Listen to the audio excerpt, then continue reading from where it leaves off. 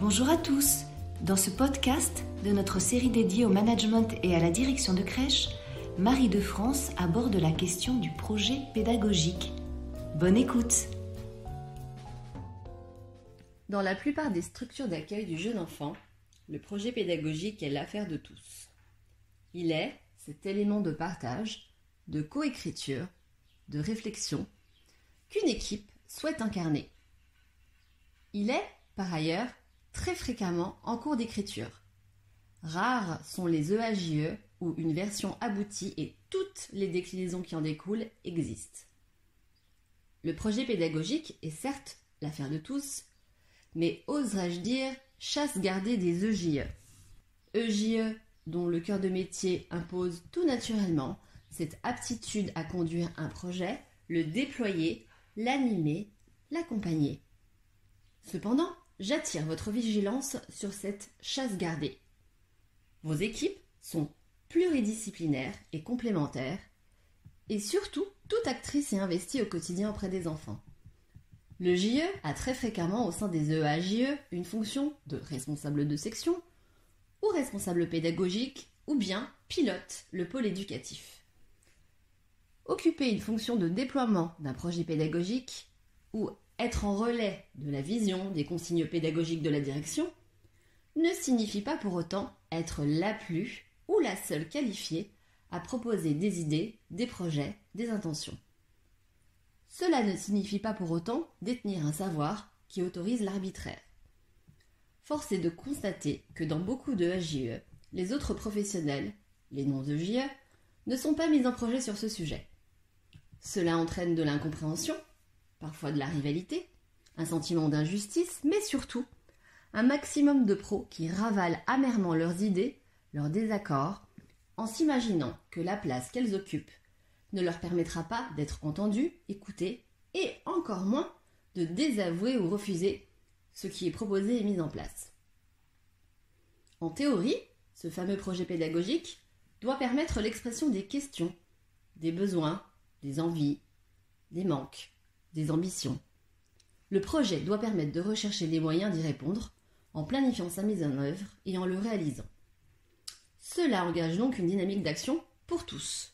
Il est donc extrêmement compliqué, et presque douloureux dans certains cas, de ne pas être consulté ni intégré au déploiement de celui-ci. Il s'agit tout de même d'établir un cadre de référence commun et de permettre à tous les adultes qui accueillent et accompagnent les jeunes enfants de comprendre évidemment ce que l'on attend d'eux, mais aussi de donner un avis et de concrétiser leurs envies professionnelles. Les équipes cherchent au quotidien à donner un sens à ce qu'elles font pour le traduire en actions concrètes dans leur pratique quotidienne. Mais que peut-on attendre d'elles lorsqu'elles n'ont pas la possibilité de participer, si ce n'est que des réponses de conformisme? Le projet a pour fonction de concrétiser et de réaliser des intentions. Il est donc temps d'engager une réflexion sur ce sujet. Comment votre projet pédagogique peut-il prendre sens et forme dans votre EAJE? Une chose est sûre, le projet peut favoriser et renforcer la cohésion des équipes.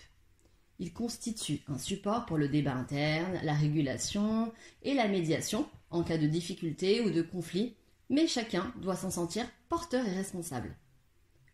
Comment faire alors pour inviter et autoriser toute l'équipe, tout en ayant à cœur le respect de la place et du rôle de chacun? Dans un premier temps, il s'agit tout d'abord pour vous, directeur de EAJE, de garder la pleine responsabilité du projet et de ne déléguer que son déploiement. Qu'est-ce que ça veut dire exactement? Vous devez définir des objectifs précis et clairs sur vos attentes, sur toutes les actions professionnelles déployées au sein de votre EAJE. Rien ne peut ni ne doit être laissé au hasard et vous devez décliner les moyens concrets pour les réaliser. Et je ne le répéterai jamais assez. Cette responsabilité ne peut se déléguer en aucun cas. Souvent, les directeurs de EAJE, issus de cœurs de métiers sanitaires, ne se pensant pas être dans l'éducatif et la pédagogie, vont déléguer l'ensemble du projet éducatif à l'EJE.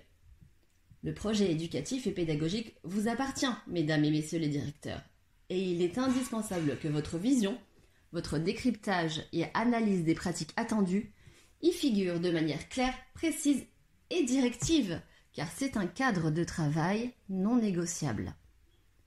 C'est un leurre de penser que parce que le cadre de travail n'est pas négociable, vous allez vous transformer en directeur tyrannique et empreint d'autoritarisme. C'est une idée reçue de penser que parce que le cadre est posé, on ne peut pas co-construire et envisager du collaboratif sur le déploiement des projets. Ce sont deux choses bien distinctes. Vous êtes garant des bonnes pratiques et postures attendues. La lourde responsabilité d'en créer le cadre d'intervention vous revient. Ce que vous déléguez, c'est le déploiement du projet.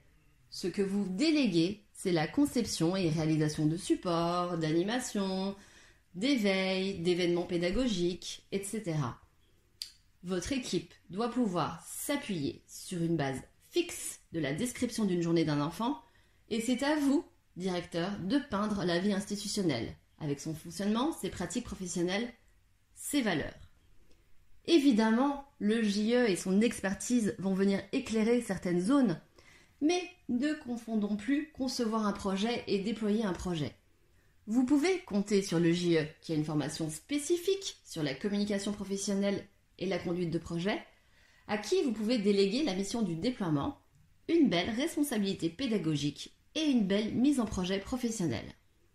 Mais n'oubliez pas que chaque personne de votre équipe doit avoir sa place, être écoutée et accompagnée, car chacun a des attentes et des besoins singuliers. La mise en projet est une démarche dynamique et de co-construction. Il est important de pouvoir aboutir à un compromis pour pouvoir servir les intérêts de chacun. Le projet éducatif de la structure, évidemment, mais aussi le projet personnel de chacun des membres de votre équipe. Pour cette raison, aucun d'entre eux ne doit être laissé de côté, et ce, quelle que soit sa place et son cœur de métier. La co-construction ne peut avoir lieu que si elle est issue d'un dialogue régulier. C'est par le dialogue que le respect des souhaits des personnes est garanti. Cette dynamique de projet ne trouve d'intérêt que si elle peut améliorer le quotidien de la personne, dans un sens de mieux-être par exemple, mais pas forcément dans une dynamique de progrès systématique. L'objectif peut être parfois juste le maintien des acquis. L'ensemble des professionnels doit être concerné par cette dynamique de mise en projet. Le responsable est garant de la démarche générale et de sa mise en œuvre. Cependant, dans le respect des différences de rythme, de positionnement, de fonction, chacun a à se sentir concerné. Pour ce faire, il faut faciliter les espaces de circulation de la parole et de partage. En résumé, le projet pédagogique est bel et bien l'affaire de tous. Et surtout, je vous invite à réfléchir une fois de plus sur ce cadre, cette prescription de travail qui vous incombe. Emparez-vous-en et n'ayez plus peur de détenir ce cadre, car c'est lui la clé d'un projet pédagogique qui réussit.